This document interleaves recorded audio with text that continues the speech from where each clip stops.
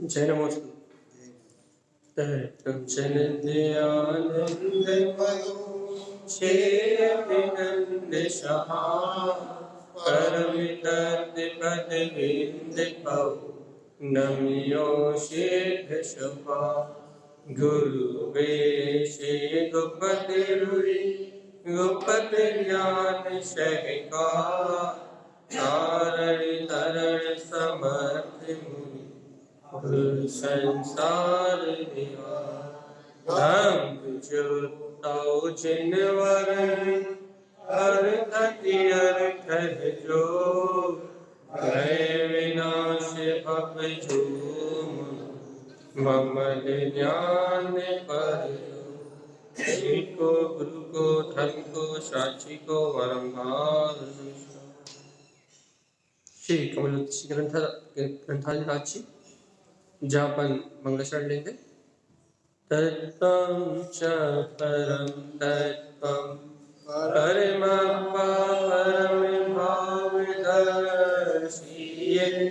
परं जिनं परमेष्ठि नमाम्यहं परं देवदेवस्य। बोलिए श्री कमलोत्सी जी ग्रंथाधिदास जी की जय। चलिए एक साथ कंठोच्चारण।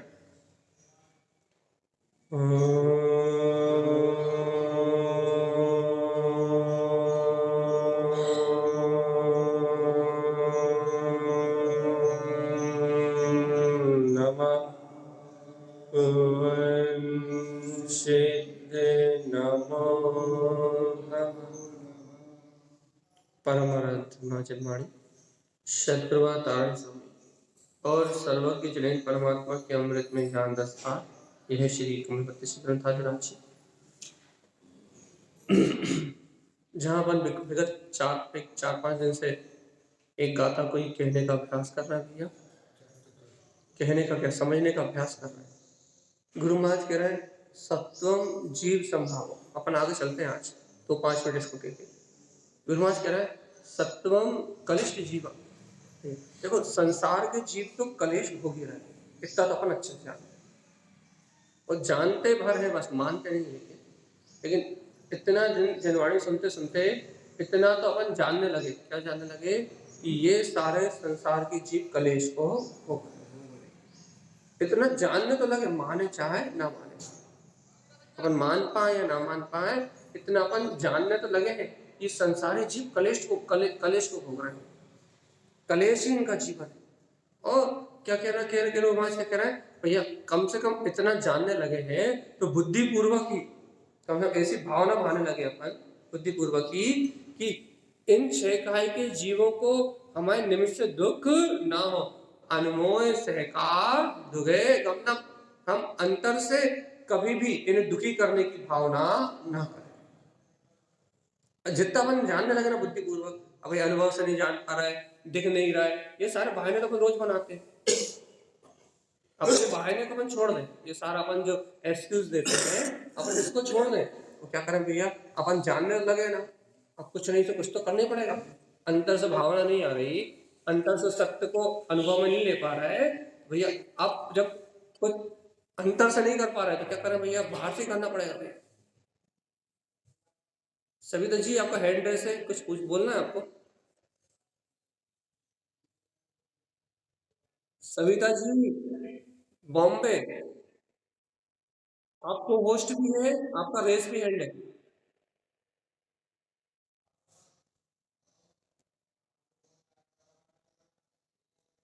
चलिए, तो अपने को क्या ध्यान रखना भैया कि अनेक प्रकार के जीव कलेश को भोग रहे हैं, लेकिन अपने को अंतर से भावना नहीं आ रही इनके प्रति अपने को अंतर से भाव नहीं आ रहा। क्या भाव नहीं आ रहा भैया?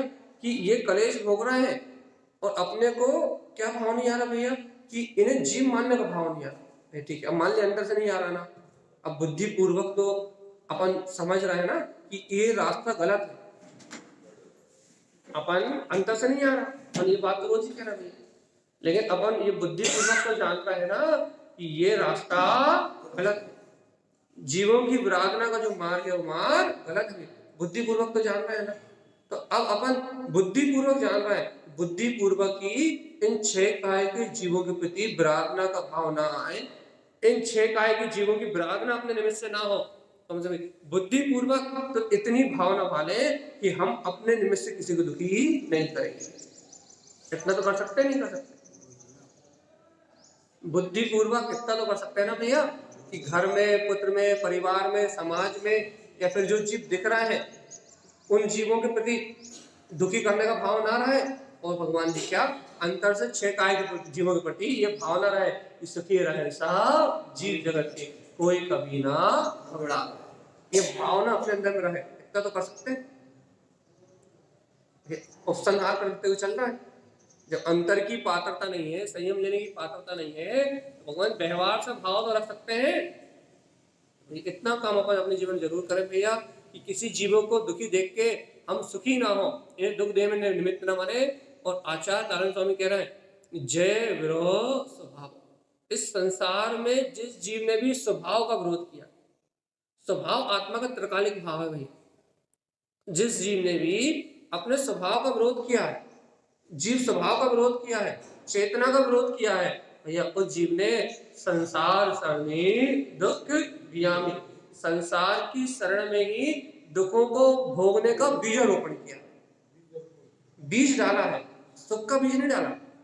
देखो अभी वाले अपन जो फूलना पढ़ रहे थे, तो देखो आप देखो फूलना में अटेंडेंस ज्यादा थी, चर्चा में कम हो क्या करें, जब अपन अभी फूलना पढ़ रहे थे तो गुरु महाराज ने एक ही बात कही थी, विंद रहो, क्या करना भैया अपने को,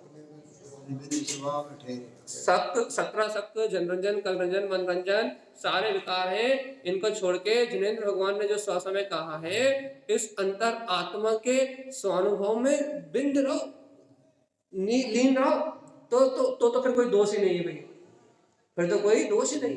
अब लेकिन वहां नहीं रह पा रहा है, तो अब अपन यहाँ चर्चा कर रहे हैं, क्या चर्चा कर रहा है भाई, अपने में तो डूब नहीं पा रहा है, अपने में तो समा नहीं पा रहा है, अपने अंदर में तो उतर नहीं पा रहा है, तो क्या कह रहा है अभी भाई बुद्धिपूर्वक ही क्या करो भैया, इन जीवों का विराधना का भाव अपने जीवन में ना आए। डूब गए होते तो ये कोई बात ही नहीं थी, यदि अंतर आत्मा में लीन हो गए होते, अंतर आत्मा में अनुभूति में यदि अपना अंतर मन लग गया होता, गुरुदेव ने कहा था ना भैया, मनोरंजन गारव में लगे हो तो मन संसार में लगा है, और मन ज्ञान, यदि अपना मन ज्ञान स्वभाव का सहकार में लग जाएगा तो अपने आप ही ये सारे कार्य मिला जाएंगे, आत्मानुभूति की ओर अपना मार्ग बन जाएगा। अब भैया अपना मन अभी ज्ञान स्वभाव की रमणता में नहीं लग रहा भैया, तो भगवान जी कम से कम जो दुराचार है, अनाचार है, हम सब दुखों को आगे दुख बढ़ाने वाला बीजारोपण तो मत करो कि अपन अनंत संसार में यहाँ जन्म मरण करते रहे, ऐसा बीज तो मत। इतनी सावधानी तो बुद्धिपूर्वक रखनी चाहिए क्या कि हम किसी जीव के स्वभाव की विराधना ना करें, और संसार सरणी दुख व्यामी, इस संसार की शरण में रह के दुखों को ना भोगे, दुखों को भोगने का बीजारोपण ना करें। क्यों? क्योंकि जैसा बीज डालेंगे वैसा परिणाम का फल अपने को मिले। इतना भाव विचार भी यदि अपने को रोज आ जाए, दिन में 2-4-6 बार, तो अपने आप ही अपना मार्ग अंतर का बन जाएगा। यदि ऐसा भाव आएगा तो, यदि ऐसा भाव भी अपने को अंतर का ना आए तो फिर अपने को अंतर ऐसे विचार, ऐसी अनुभूति होने वाली ही। अपन अब अगली गाथा की ओर चलते हैं। आज कार्य का नंबर 24। देखो भैया, अब जैसे जैसे गाथाएं आगे बढ़ रही है वैसे वैसे गुरु महाराज की रमणता बढ़ रही, वैसे वैसे उपदेश गहरा हो रहा है, वैसे वैसे अंतर आत्मा की बात और गहरी होती जा रही है। अपन कार्य का नंबर 24 में जाएंगे तो गुरु महाराज क्या कह रहा है, ज्ञान स्वभाव सुसंयम। ज्ञान का स्वभाव क्या है? बहुत बड़ी बात है। अभी जिस ज्ञान को अपन पर्याय में देख रहे हैं, राग भाव की अज्ञान पर्याय में देख रहे हैं, जिस ज्ञान को अपन मोह भाव की अज्ञान पर्याय में देख रहे हैं, जिस ज्ञान को अपन विषय वासनाओं की पर्याय में देख रहे हैं, ज्ञान ही तो है, जान रहा है। वेदन करने का काम मात्र ज्ञान का है। इस सृष्टि में कोई भी वेदन करेगा तो वो ज्ञान ही करेगा। अब चाहे वो राग का वेदन करते हुए अज्ञान रूप शुभाशुभ का वेदन करे, कर्म प्रकृति का वेदन करे, और चाहे वो अंतर्मुख होकर अपने स्वसमय अंतर स्वभाव का वेदन करे। इस लोक में जो भी अनुभव करेगा वो ज्ञान ही हो सकता है, क्योंकि ज्ञान के अलावा कोई अनुभव करने की ताकत वाला कोई है। चेतना लक्षण में आत्मा ज्ञान के अलावा कोई वेदन करने वाला है ही नहीं। ज्ञान ही वेदन योग्य है, तो ज्ञान ही वेदन करता है। अब तारण स्वामी क्या कह रहे हैं भैया, ज्ञान का स्वभाव क्या है? जो अपने को राग में दिख रहा है ये है क्या? जो अपने को मोह में दिख रहा है ये ज्ञान है क्या? जो अपने को कर्तव्य भाव में दिख रहा है वो ज्ञान है क्या? जो ठंडी में अनुभव आ रहा है, गर्मी में अनुभव आ रहा है, खटास में अनुभव आ रहा है, मिठास में अनुभव आ रहा है, ये ज्ञान है क्या? ये ज्ञान का स्वभाव है क्या? ये तो भैया ये तो विपर्य अर्थात विपरीत ज्ञान है, ये तो अज्ञान की भाषा है। चाहे राग हो, चाहे द्वेष हो, चाहे कर्तव्य हो, चाहे भोक्तत्व हो, चाहे अपनत्व हो, चाहे ममत्व हो, ये सारे पर परिणामों से संयुक्त रूप जो दिखाई दे रहा है वो क्या है? ज्ञान का स्वभाव तो नहीं है। तो तारण स्वामी यह ज्ञान के स्वभाव की व्याख्या कर रहे हैं कि ज्ञान का स्वभाव का यदि आपको अंतर में अनुशीलन करना है, तारण स्वामी की बात को समझना है, तारण स्वामी क्या कह रहे हैं भैया, ज्ञान स्वभाव सुसंयम स्थापना करो, स्थापित करो। क्या स्थापित करें? अपने ज्ञान के स्वभाव की स्थापना करो, निश्चय करो। स्थापना को समझ में नहीं आएगा, थोड़े से कठिन शब्द है। अपने अंतर स्वभाव का निश्चय करो, निष्ठा रखो। काय की निष्ठा रखो? ज्ञान स्वभाव सुसंयम, कि मेरा जो स्वभाव है वो कैसा भैया? मेरे ज्ञान का जो स्वभाव है सुसंयम, स्वसमय में है। अरे ज्ञान आत्मा से बाहर कहीं होता नहीं। देखो भैया तारण स्वामी की बात सीधी सीधी है, सच्ची बात है। यदि अनुभव में आ जाए तो अनुभव कर लो, और स्वीकारता में हो जाए तो सत्य की यदि स्थापना करता। क्योंकि यदि किसी भी कार्य को करना है, यदि कोई वक्ता कुछ कह रहा है तो वो अपने विषय को स्थापित करके बोले। आचार्य तारण स्वामी यदि यहाँ कुछ कह रहे हैं तो स्थापित करके बोल रहे हैं। क्या विषय स्थापित कर रहा है? वो कह रहा है ज्ञान साहब संयम, वो ज्ञान को कहना चाह रहे हैं, ज्ञान की व्याख्या कर रहा है, ज्ञान समय के अनुभव को कह रहा है। तो क्या स्थापित करके कह रहे हैं? ज्ञान साहसु संयम, ज्ञान का स्वभाव तो स्व समय में है। ज्ञान कभी पर समय में पाया नहीं जाता, ज्ञान कभी पर पर्याय पर समय में उपलब्ध नहीं होता भाई। वो तो जब भी उपलब्ध होगा स्व समय में, आत्मा में उपलब्ध होगा। और कितनी स्वतंत्र व्यवस्था कि मेरे ही आत्मा में उत्पन्न होगा, अरिहंत के आत्मा में जो ज्ञान उत्पन्न होगा उससे मेरा कुछ लेना देना। कितनी गजब की बात है कि आत्मा का जो ज्ञान का स्वभाव है वो स्व समय में है, ज्ञान में आत्मा स्व स्वभाव में है। अब ये ज्ञान में आत्मा स्व स्वभाव में है तो अनंत आत्मा, जितनी भी आत्मा है इस जगत में, वो सारी आत्माएं स्व स्वभाव में है, स्व समय में है, ज्ञान में है। लेकिन भगवान जी एक का ज्ञान दूसरे कोई काम में आने वाला नहीं। तुम्हारा तुम जानो और उनका वो जानो।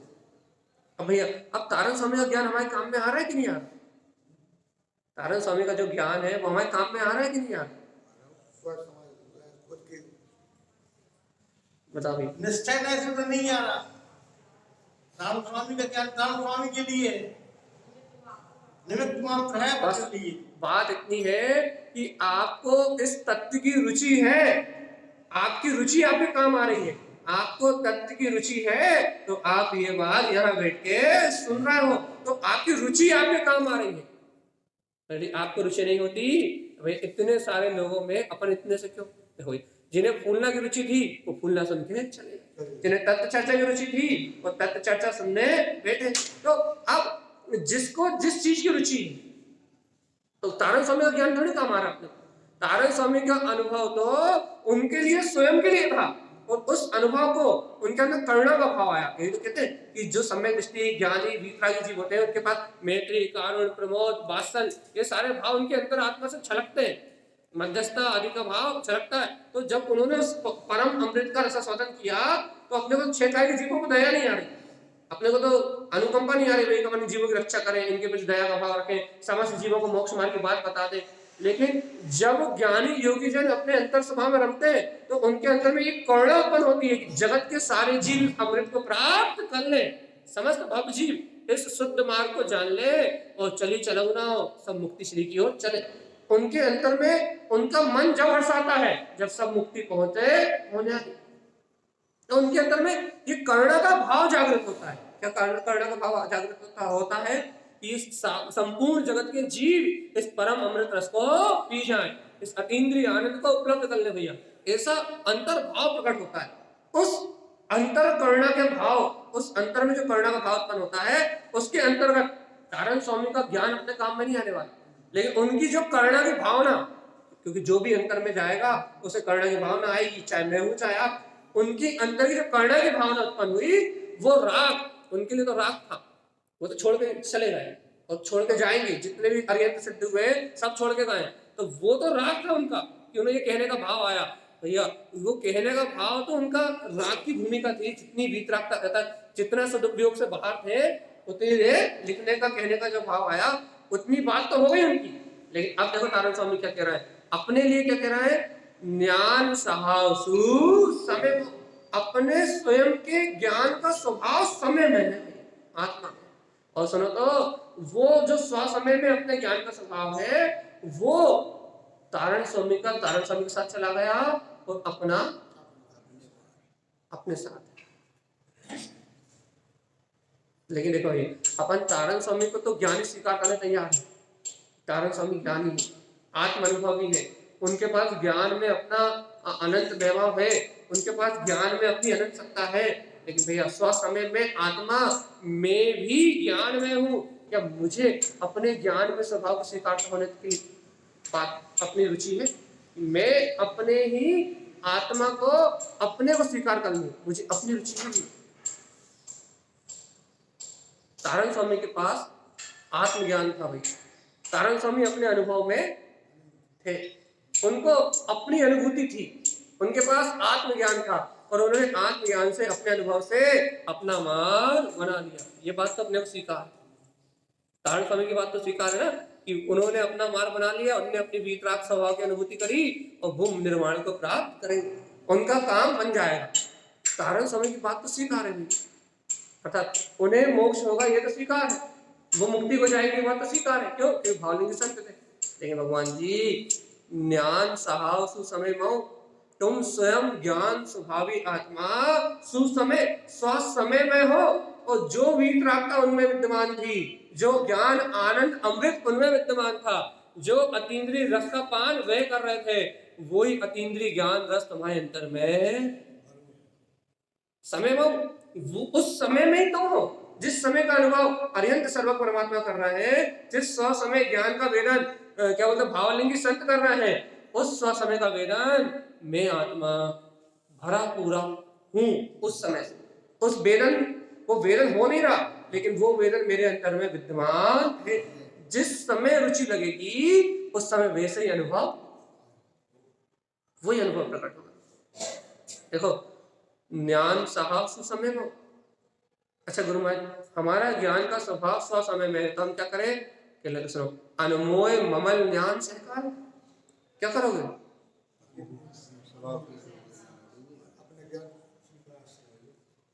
देखो पहले उन्होंने कह दिया अपने स्वभाव की स्थापना करें। अनुशीलन करना है किसी भी चीज का, आपको अभ्यास करना है, तो पहले आपको तथ्य की स्थापना करनी पड़ेगी, सत्य की स्थापना करनी पड़ेगी। तो तारण स्वामी ने क्या कहा सबसे पहले कि ज्ञान स्वभाव सुसंयम, उन्होंने पहले अपने ज्ञान स्वभाव की स्थापना करी कि यही है वो वीतराग भाव, यही है परम सत्ता। जैसी अरिहंत परमात्मा के अंतर में वो चैतन्य में ज्योति जगमगा रही है, वैसी ही ज्ञान में ज्योति मेरे अंतर में है। पहले उन्होंने एक समानता सर्व भगवान के अंदर स्वभाव की, ज्ञान स्वभाव के वैभव की और अपने ज्ञान वैभव की एक समान दृष्टि को प्रकट किया। जैसा वैभव वहां है वैसा यहाँ है। उसके बाद क्या कह रहा है, अब क्या करना है?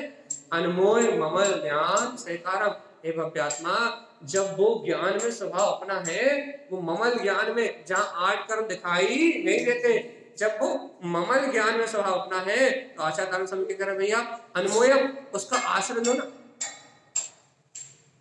अनमोय मतलब आश्रय, उसका आश्रय लो ना, उसमें रमणता की भावना करो ना भगवान। देखो भैया भूख लगती है तो भोजन की भावना अपने आप ही हो जाती है, मतलब कर दो थोड़ी ना। अच्छा बता, कचौड़ी की खुशबू आती है तो बिना भूख लगे भी उसे ग्रहण करने की भावना होती नहीं होती। जब भूख लगती है तो हम क्या कह देते हैं, भैया हमें भूख लगी है तो भोजन ग्रहण करने की भावना अपने आप ही हो जाती है। भैया आपका पेट लबालब भरा हो तो बगल से कचौड़ी की खुशबू आ जाए तो क्या होगा? आपको उस कचौड़ी को ग्रहण करने के लिए भूख, मन की भूख फिर प्रकट हो जाएगी। तन की हो या ना हो, मन की भूख तो जागृत हो ही जाएगी ना, होगी कि नहीं? बोले हम कैसे मान लें, मंदिर चैत्यालय में बैठे है ना, कहाँ से मान लें? तो जब कह रहे हैं वो अपने इष्ट पदार्थ की सुगंध मिलने से उसकी ग्रहण करने की भावना अपने आप ही अंतर से प्रकट हो जाती है। क्यों? क्योंकि वो इंद्रिय का विषय इष्ट है। अब तारण स्वामी कुछ आपसे ये कह रहे हैं, क्या कह रहे हैं? तो भैया इतनी आत्मा की चर्चा सुन रहे हो, जिनेंद्र भगवान की वाणी सुन रहे हो, तुम सर्वज्ञ का उपदेश सुन रहे हो, सर्वज्ञ देव कह रहे हैं ज्ञान सहा सुसम्यक, कि तुम आत्मा ज्ञान स्वभाव वाले स्वसमय में हो। अब तुम इतनी अलौकिक चर्चा सुन रहे हो आत्मा की, तो क्या करोगे भगवान जी? अनमोय ममलम, तुम उसका आश्रय तो लो, ममल स्वभाव का आश्रय तो लो। कचौड़ी की सुगंध से भूख लग जाती है और भगवान की वाणी सुन के ये भाव आते हैं या नहीं आते? इस सम्यक को मैं ग्रहण कर लूं, इस सत्य को मैं ग्रहण कर लूं। अनमोय, इसकी अनुभूति होती ही नहीं होती, ये मेरा स्वभाव ही है। इसमें रमणता की भावना आती नहीं आती कि ममल ज्ञान सहकार, कि अब भैया मुझे यदि आचरण करने योग्य यदि कोई स्वरूप है तो अपने ज्ञान स्वभाव के आश्रय से अपना ममल स्वभाव ही आचरण करने योग्य है। ज्ञान स्वभाव में आचरण ही मेरा अपना भाव है। सोचने के लिए अगर अंदर से बल लगाना पड़ेगा, अगर कचौड़ी खाने के लिए अंदर से कोई बल नहीं लगाना पड़ेगा, खुशबू आएगी तुरंत मन में आ जाएगा भाव कि खाना है। मगर आत्मा की चर्चा सुनने के बाद कैसा मैं ग्रहण करूं, इसके लिए अपन को अपना बल लगाना पड़ेगा। जीव कर्मों से नपुंसक है, अपनी शक्ति को नहीं जानता। कर्मों में एकत्व के कारण से, अनादिकाल से कर्मों में ही एकत्र भावना से, मिथ्या के कारण से जीव कर्मों से नपुंसक है। दो नपुंसक के दो अर्थ हो जाएंगे भाई। एक क्या, कर्मों को जीतने की भावना नहीं करता, दो अर्थ निकालेंगे नपुंसक के। एक कि कभी कर्मों को जीतने की भावना नहीं करता, कर्म आधीन भावधारा में ही बहता रहता है। पुरुषार्थ करने को कहता है कि काम करना पड़ेगा, मतलब पुरुष को प्रकट करना पड़ेगा, जबकि उसका स्वभाव है जानना, देखना, आनंद में रहना पुरुषार्थ है। यही पुरुषार्थ, ये पौरुषवंती आत्मा है। लेकिन क्या कहता है भैया, अपन क्या कह रहे हैं कि हमें कचौड़ी की खुशबू से अपने आप सहज भाव आ जाएंगे भैया, लेकिन आत्मा की चर्चा से हमें पुरुषार्थ करना पड़ेगा। तो भैया तो पुरुषार्थ ही मार्ग है, करना पड़ेगा तो अच्छी बात है, करके ही तो अपन आगे बढ़ेंगे।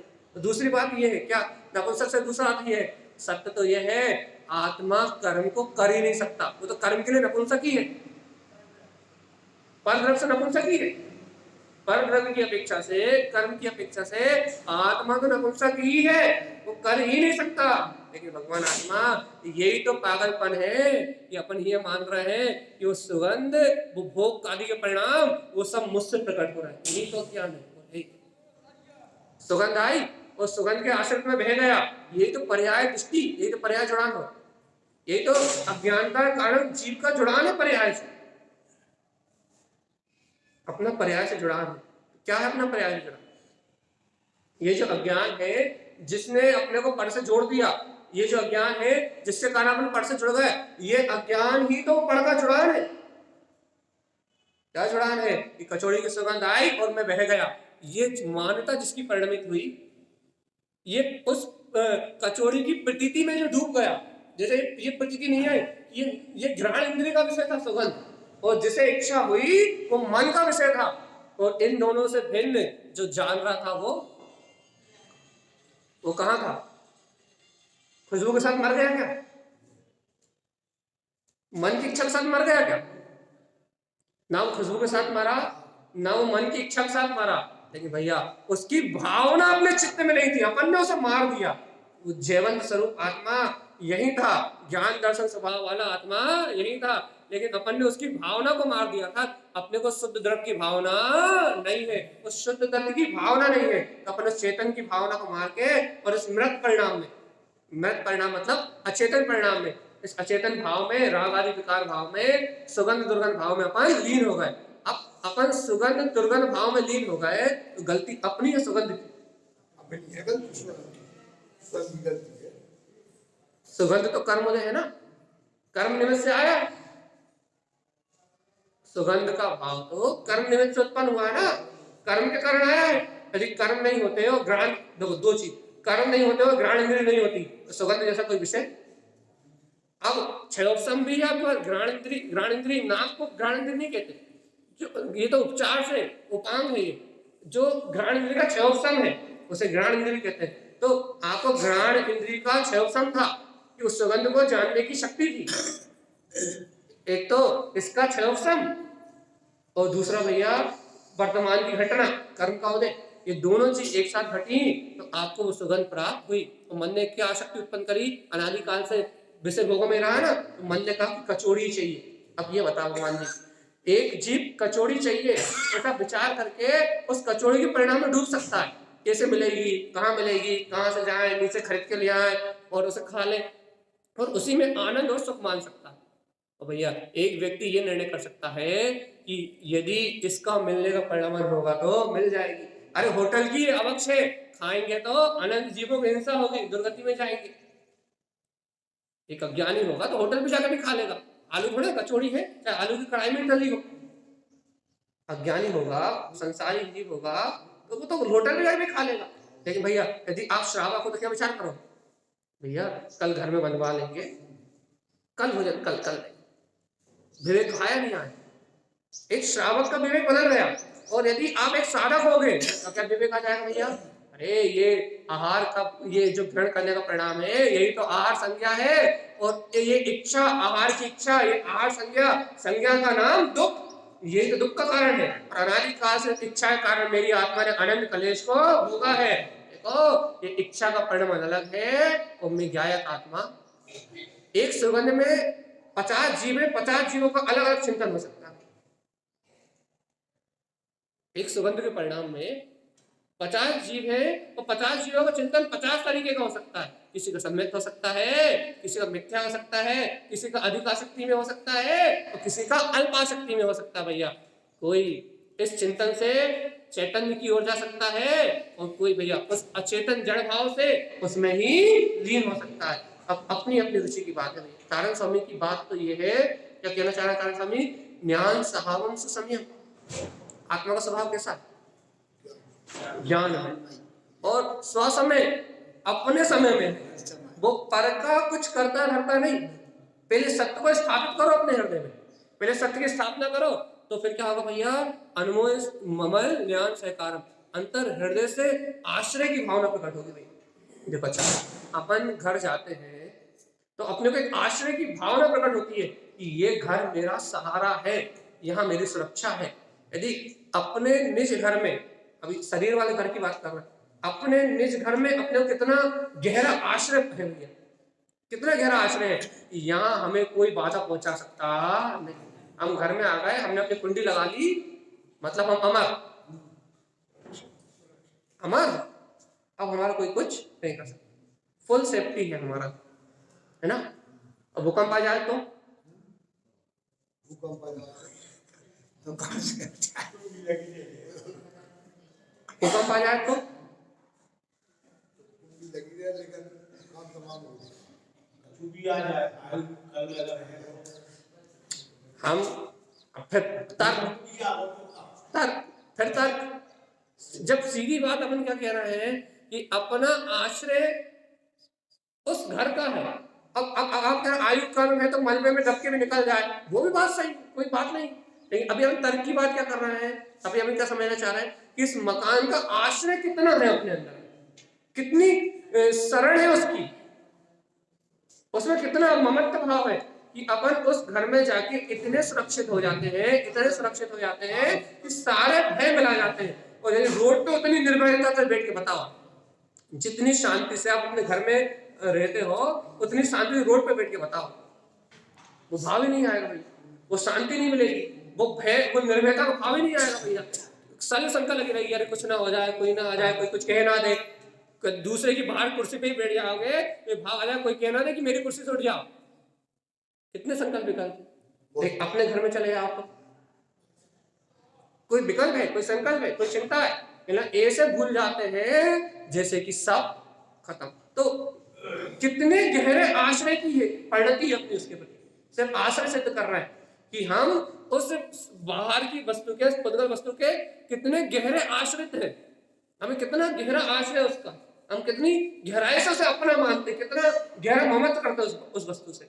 अब तारण स्वामी कह रहे हैं भैया अनमोय ममल, भगवान जी इतना गहरा आश्रय, जितना गहरा आश्रय अपना घर में है उतना गहरा आश्रय ममल अपने ममल स्वभाव में है।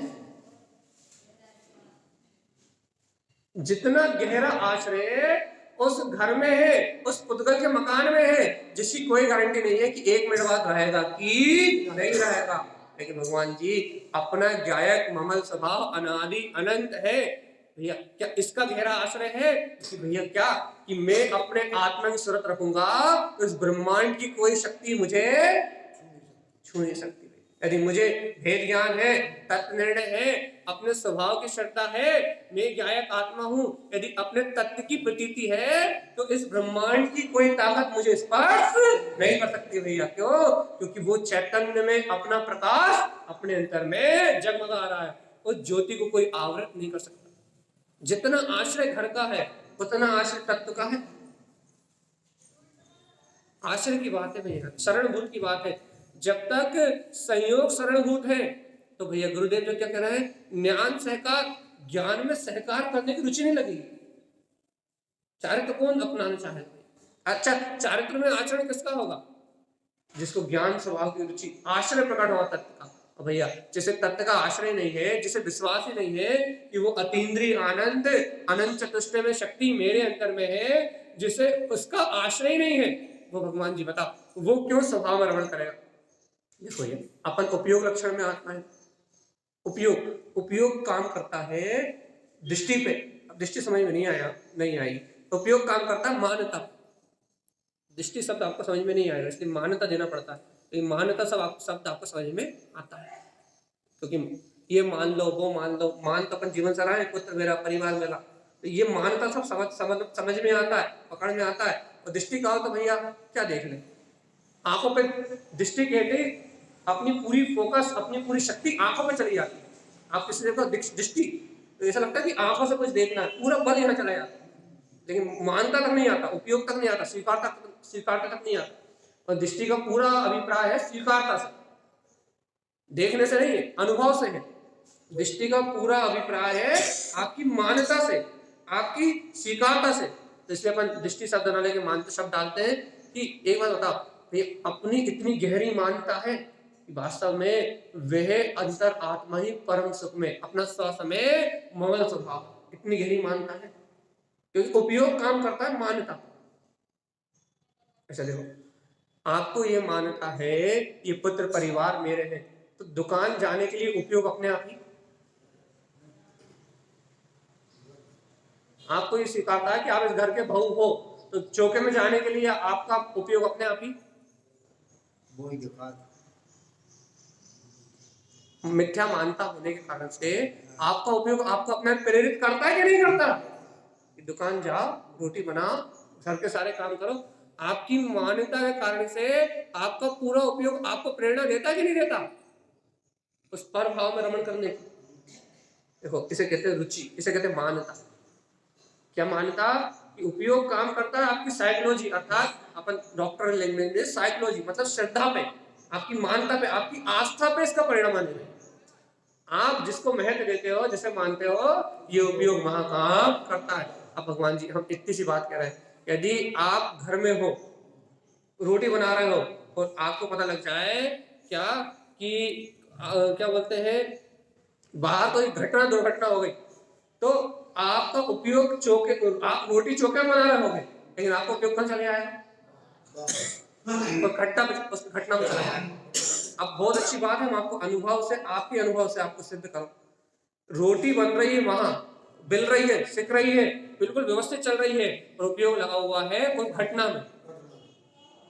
मतलब जिसको मान्यता दी उपयोग महापरिणमित होने लगा। भाई जब शरीर की क्रिया यहाँ चल रही है रोटी बनने में, तो उपयोग वहां क्यों लगा? जहाँ घटना घटे। हम तो इतना सफर आपसे पूछ रहे हैं, मन वचन और काय तीनों यही है ना शरीर में। अभी यहाँ हाथ से रोटी बेल रहा हो ना, बराबर सिक रही है ना, कोई जल तो नहीं रही, बढ़िया हो। तो जब आपका पूरा काम यहाँ चल रहा है तो आपका उपयोग दूसरी जगह कैसे चला गया? इससे ये बात सिद्ध होती है कि जो नो कर्म की व्यवस्था है वो अलग है, जो भाव कर्म की व्यवस्था है वो बिल्कुल अलग है, और जीव के उपयोग की जो व्यवस्था है वो बिल्कुल जीव जहां चाहे क्रिया कहीं हो सकती है, उपयोग कहीं और हो सकता है, परिणाम कुछ और भी हो सकते हैं। या ये तीनों में एक समानता पाई जाती है सिर्फ साधुओं में, अपने अंदर में पाई जाती ही नहीं। तो फिर ये तीनों चीजें अलग अलग हुई है नहीं? अब भगवान जी यदि हम आपसे ये कहें कि जब रोटी बनाते हुए उपयोग अन्य वस्तुओं में जा सकता है, दुकान चलाते हुए उपयोग जब अन्य वस्तुओं में जा सकता है, तो भगवान आत्मा ये रोटी बनाते हुए या दुकान चलाते हुए ये उपयोग अनमोय ज्ञान सहकारम या यहाँ नहीं आ सकता? जब पड़ोसी के घर जा सकता है तो अपने अंतरात्मा घर में नहीं आ सकता है। प्रैक्टिकल है ना, ये तो अपने जीवन की घटना है ना। जब पड़ोसी के घर उपयोग जा सकता है तो क्या मेरा उपयोग मेरे अंतर में नहीं आ सकता? क्या मेरे स्वभाव की स्वीकारता में नहीं आ सकता? भगवान जी जब अपना उपयोग अपने निज स्वभाव की स्वीकारता में आ सकता है तो आप तो नहीं रहा। कारण क्या है? अपने अंतर में त्रिकाली स्वभाव का, ये भगवान की वाणी का बहुमान महत्व नहीं है, और महत्व ना होने से, मान्यता ना होने से अपना उपयोग इन पाप प्रपंच जिनका फल नरक है, दुर्गति है, इनसे पलट के अपना उपयोग आत्म चिंतन की ओर नहीं आ रहा। ये कारण इतना है कि हम इसको महत्व नहीं दे रहे, मान्यता नहीं दे रहे। और यदि अपने हृदय में भगवान की वाणी का महत्व आ जाए, भगवान के वचनों की मान्यता हो जाए, तो अपने आप ही अपना उपयोग पलट के अपनी ओर आएगा आएगा आएगा। मैंने पहले ही आपको प्रिंसिपल दिया था, सिद्धांत क्या उपयोग काम करता है काय पे? मान्यता, रुचि, मान्यता, महत्व, जो आपको नाम देना बोले एक ही बात है, एक ही श्रद्धा के पर्यायवाची नाम है। रुचि कह लो तो भी श्रद्धा है, समर्पणता कह लो तो भी श्रद्धा है, मानता कह लो तो भी श्रद्धा है। एक ही गुण के, एक श्रद्धा गुण की नाना प्रकार की पर्याय, उसी के पर्यायवाची शब्द में है। श्रद्धा, रुचि, समर्पणता, मान्यता, एक श्रद्धा गुण के पर्यायवाची नाम है, एक के नाम है ये सब। इसलिए तो कहते हैं एक के साधे सब सधे, सब साधे सब जाए, और रहीमन मूले सींचिए फले फूले। तो यही तारण स्वामी कहना चाह रहे हैं भैया कि तुम पहले अपने अंदर में ज्ञान सहाव सुसमयम, तुम अपने स्वसमय में ज्ञान स्वभाव की स्थापना तो करके बताओ पहले कि तुम किसको आधार बना के मोक्ष मार्ग में आगे चल रहा है। क्या आधार बना के मोक्ष मार्ग में चल रहा है? क्रिया को आधार बना के चल रहा हो, बाहर की क्रियाओं को आधार बना के चल रहा हो, एक साथ नहीं, दोनों एक साथ रहेंगे। यदि सम्यक दृष्टि है तो एक साथ रहेंगे, और मिथ्या दृष्टि है तो फिर तो अलग अलग हो सकते हैं। यदि आप अज्ञान सहित क्रिया को, तप को, बाहर की अज्ञान सहित यदि आप बाहर की व्यवस्था को आधार बना के चल रहे हो तो अंतर में रमणता होने वाली नहीं है। हाँ, यदि आप बाहर में व्रत संयम नियम लेके आगे बढ़ रहे हो लेकिन ज्ञान स्वभाव को आधार बना के चल रहा है, तत्व के श्रद्धान को आप आधार बना के चल रहा है, सम्यक ज्ञान भगवान की वाणी को आधार बना के चल रहा हो, तो ही भैया, तो ही गुरुदेव की बात क्या है, तो अनमोय ममलम, तो आपको ममल स्वभाव का आश्रय प्रकार हो जाएगा, और ज्ञान सहकार, ज्ञान में आचरण, ज्ञान की रमणता अर्थात चारित्र की दशा प्रकट होगी भैया। अब प्रथम भूमिका में सम्यक्ता चरण चालित होता है, जो श्रद्धान रूप, स्वानुभूति रूप थोड़ा थोड़ा प्रकाश है, और यदि साधु की दशा है तो सकल चारित्र प्रकट होता है। वो बात अलग है भैया। लेकिन अभी अपन साधु के चारित्र की बात ना करें, अपने चारित्र की बात करें, तो सम्यक्ता चरण चारित्र में रमणता अर्थात अनुभव की शुरुआत हो जाएगी भैया। पर भिन्न दिखने लगेगा, उनमें भिन्न दिखने लगेगा। इतना हो सकता है कि नहीं? नहीं हो सकता।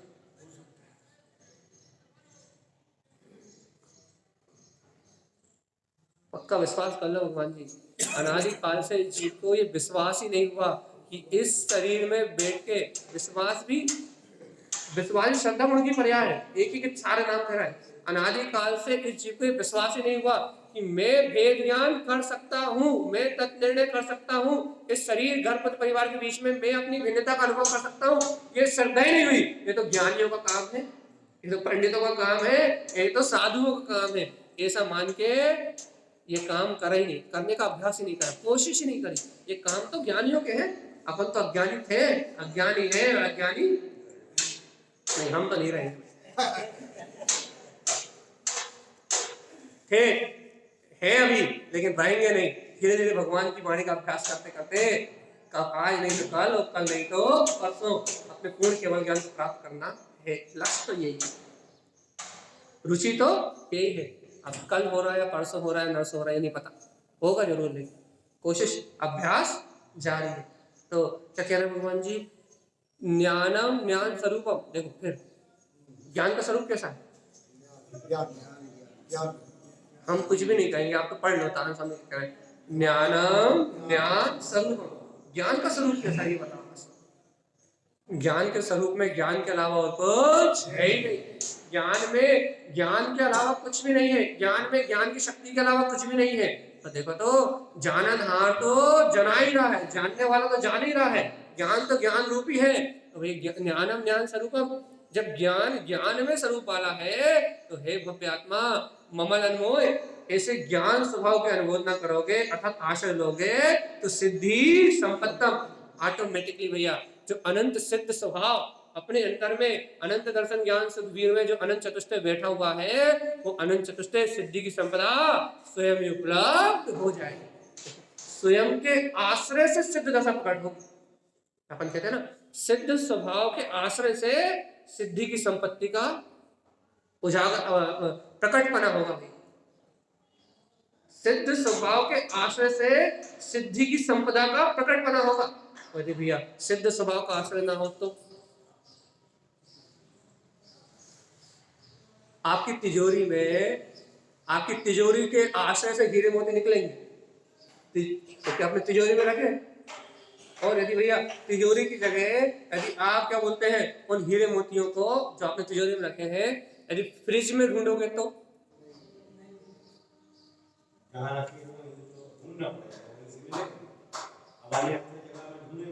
इसलिए हम आपसे पूछ रहे हैं, आपने फ्रिज में सब्जी दाल सॉरी अपन जैन लोग दाल चावल सब नहीं रखते, आपने क्या बोलते हैं फ्रिज, तो आपने फ्रिज में सब्जी आगे रखी हुई, काजू किशमिश रखे हुए भैया, तो क्या कह रहे हैं कि अपन ने काजू किशमिश रखे तो फ्रिज में क्या मिलेगा भैया? काजू किशमिश मिलेगा, जो रखा है वही मिलेगा। और ये सोने हीरे मोती चाहिए तो कहाँ मिलेंगे? बाहर कितने समझदार है अपन, बाहर की समझदारी की तो कोई लिमिट ही नहीं है भैया। एक एक चीज में समझदारी, एक एक पॉइंट में समझदारी, एक एक बिल्कुल इधर से उधर तो हो जाए समझ। अब ये क्यों नहीं बोला मैंने फ्रिज में भी नहीं मिल सकते, कहीं गलती से रख दिए होंगे तो अब तर्क क्यों नहीं करा? कहीं हम सब्जी रख रहे हो माँ भाई सोनी का मोटी छूट गई हो तो गलती से मिल जाए तो वहां तर्क क्यों नहीं करते? यहाँ शंका क्यों नहीं होती? यहाँ लड़ते, यहाँ क्यों नहीं लड़ते? यहाँ तो लड़ो, यहाँ नहीं लड़ सकते। क्यों? क्योंकि हमें पता है हम 2-2 हजार की गड्डियां फ्रिज में रख के गलाने वाले नहीं है। वो 2-2 हजार की गड्डियां तो तिजोरी में ही रखाएंगी। हमें इतनी बुद्धि है कि हम फ्रिज में 2000 के नोट रखने वाले नहीं है, वो तो तिजोरी से निकलेंगे। भगवान यहाँ इतनी सी शंका नहीं आती, इतनी सी शंका, इतना सा द्वंद नहीं आता, इतनी अकाल श्रद्धा, वैसे मिथ्यात्व कहते हैं, इतनी अकाल श्रद्धा कोई नहीं काट सकता ऐसे।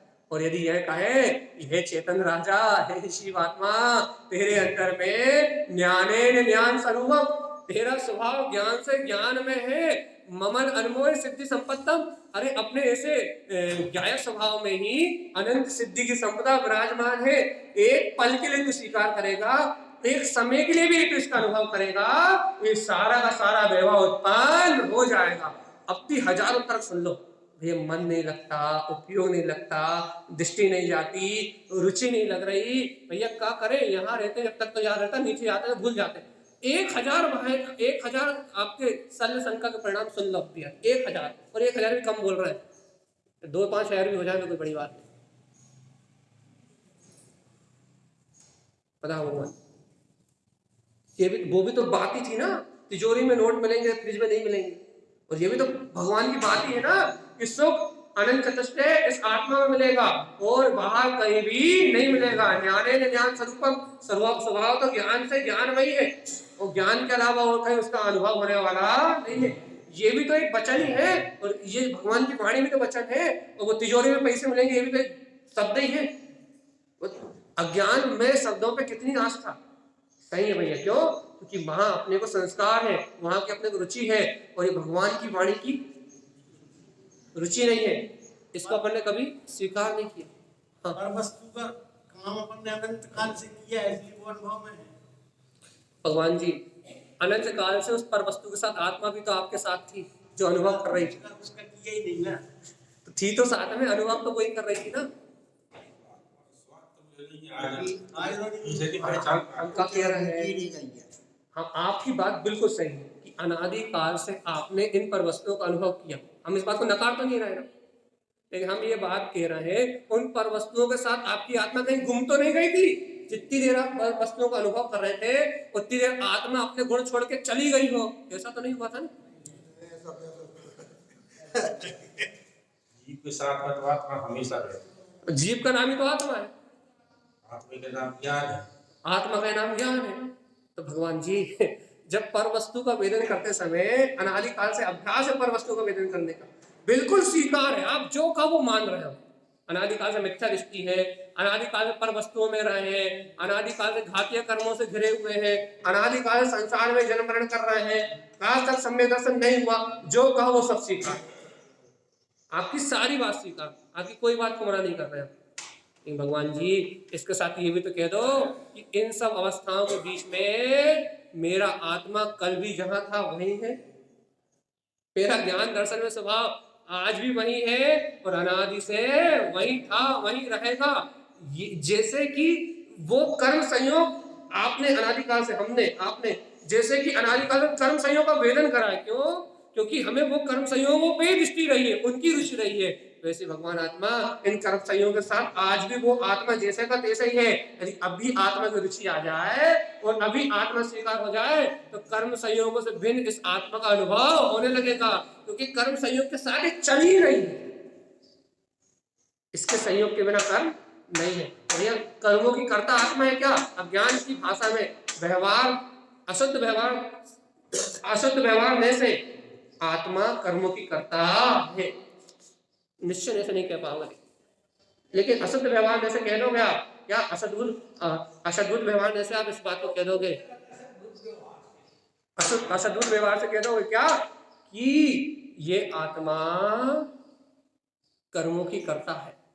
लेकिन भैया असद्भुत से कहोगे ना, सद्भुत व्यवहार कहो, सद्भुत। आत्मा दर्शन ज्ञान के अलावा कुछ कर सकती नहीं।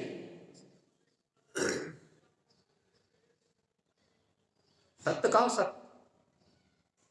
पता भैया एक पक्ष स्वीकार हो रहा है, क्यों? क्योंकि उसकी रुचि है, और दूसरा पक्ष स्वीकार नहीं हो रहा, क्यों? क्योंकि उसकी रुचि नहीं है। कथन तो अच्छा, ऐसा तो नहीं कि आगम में सिर्फ असद्भुत व्यवहार का कथन हो, सद्भुत व्यवहार का कथन होगा, ऐसा तो नहीं। और अपन ने कितने बार कहा है भैया, नए तो सम्यक ज्ञानी की दृष्टि का विषय है, अज्ञानी के तो नए होते ही नहीं, क्योंकि यदि अज्ञानी के नए हो जाएंगे तो फिर ज्ञानियों को क्या होगा? ने तो ज्ञानियों की भाषा है, कहने की शैली है, समझने का तरीका है, लड़ने की वस्तु थोड़ी ना। एक ने दूसरे ने का कभी विरोध नहीं करता। असद्भुत व्यवहार ने अपनी बात कहता है, सद्भुत व्यवहार ने अपनी बात कहता है, दोनों अपने अपने सत्य को कहते हैं भैया, दोनों में कोई विरोध नहीं, दोनों समझने के लिए, ज्ञानी के लिए। और जो इन नयों को समझता है, जो आत्मरुचि भैया, वो इन दोनों से एक ही बात जानेगा। क्या जानेगा? कि अज्ञानवश राग द्वेष कर रहा था, तो भटक रहा था, तो भैया सद्भुत व्यवहार ने सुनेगा, ये निश्चय होगा कि उस राग द्वेष के बीच में भी जानने वाला तो जान ही रहा था, मेरी रुचि वहां की नहीं थी, इसलिए मुझे राग द्वेष दिख रहा था और जानने वाला नहीं दिख रहा। कितनी सरल सी बात है। जो पर्याय है जानने में झलक रही है, वो पर्याय तो दिख रही है, जानने वाली पर्याय तो दिख रही है जो अज्ञान रूप है, लेकिन जो जान रहा है वो नहीं दिख रहा। और दोनों एक जगह, दोनों एक जगह, उपयोग में ज्ञेय रूप दोनों एक साथ है। उपयोग तो स्वयं चेतन हो गया, ज्ञान हो गया, और उसमें जो ज्ञेय झलक रहा है वो उसमें है नहीं, उससे बहुत भिन्न है, लेकिन उसको जानने रूप जो पर्याय आ रही है वो उपयोग में ही तो है ना। तो बताओ, जो जानने रूप पर्याय और उपयोग दोनों एक साथ है, अलग अलग उपचार से एक साथ होते नहीं। लेकिन अभी तो जानने रूप पर्याय, क्योंकि जानना ज्ञान गुण का ही परिणामन है, और ज्ञान गुण के बिना जानना परिणामन हो नहीं सकता। जानना ज्ञान गुण का ही परिणामन है, अज्ञान रूप ही क्यों ना जान रहे हो, लेकिन बिना ज्ञान के वो हो नहीं सकता। तो ज्ञान और जानने की पर्याय दोनों एक साथ है कि नहीं, उपचार से दोनों एक साथ है। अब भगवान जी बताओ, दोनों एक साथ है, अपने को पर्याय पर्याय क्यों दिख रही है, ज्ञान ज्ञान क्यों नहीं दिख रहा? चलिए बताओ जल्दी, टाइम खत्म, 8:30 से 10, 1.5 घंटा पूरा। हमारा उपयोग बाहर में। कोई कह रहा है कि भैया उपयोग जहां होगा वही तो दिखेगा, कोई कह रहा है कि हम देखने नहीं चाह रहे, और कोई कुछ कहना चाहता है।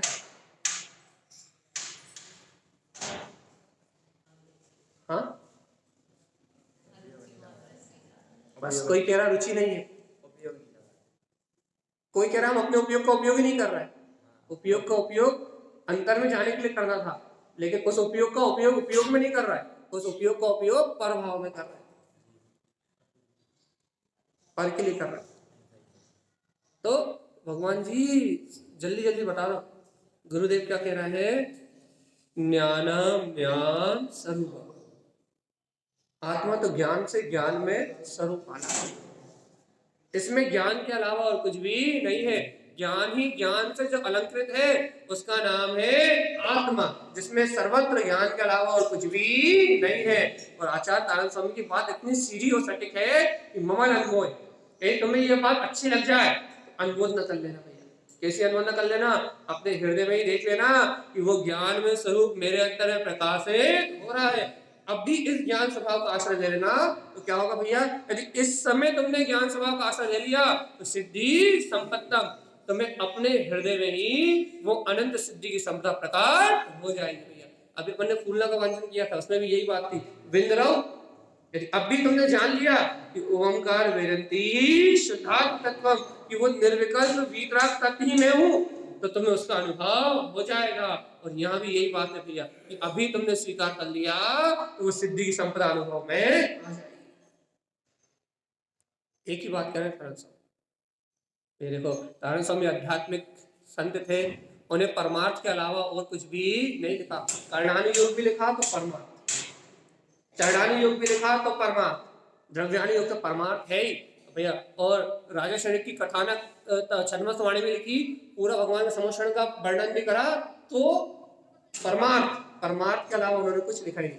परमार्थ के लिए अपने नुकसान उनको अपने स्वभाव के अलावा कुछ रुचा ही नहीं। स्वभाव से बाहर आए और जीव के कल्याण की बात उनके मन में आई, उन्होंने अपना नुकसान कर लिया, जीव का कल्याण कर।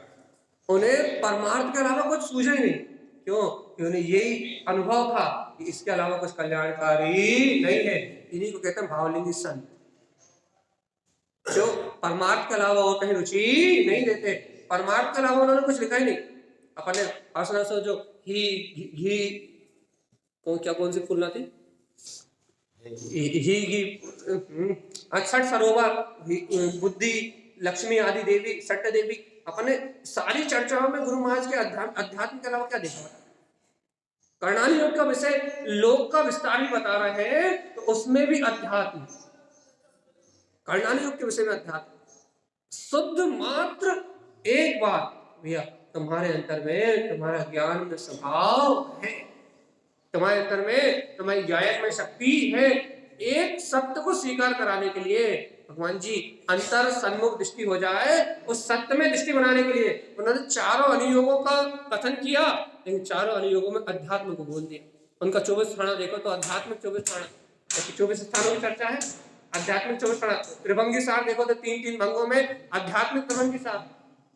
अरे खातिका विशेष जैसा ग्रंथ है, उसमें संसार की खातिका को कहते हुए आध्यात्मिक खातिका विशेष, अध्यात्म से बाहर बात ही नहीं करी। छद्मस्वामी पथमानी योग का ग्रंथ, उसमें अध्यात्म, भगवान आत्मा, ये तो बताओ अध्यात्म के अलावा और करा क्या है तारण स्वामी ने? आत्मा के अलावा चर्चा कहीं करी? कोई चर्चा नहीं करी, और कहीं उनकी दृष्टि नहीं गई। ज्ञान स्वभाव के अलावा उन्होंने वो किसी की महिमा को कहा नहीं, ज्ञायक स्वभाव के अलावा उन्होंने कोई दूसरी बात कही नहीं। भगवान आत्मा इतनी रुचि, जिस दिन इसकी इतनी रुचि अपने अंदर में आ जाएगी, गुरु महाराज की तू स्वयं भगवान वाली बात अपने को स्वयं रुच जाएगी, उस दिन अपना उपयोग स्वयं अपनी ओर परिणमे होने लगेगा भैया। और जब तक ये बात नहीं रुचेगी, जब तक अपना संसार का परिभ्रमण रुकने वाला भैया। आज के लिए अपन अपने इस विषय को यही छोड़ रहे हैं, कल अपन फिर इस गाथा को नए चिंतन के साथ लेंगे। बोलिए आचार्य सदगुरु संत तारण तक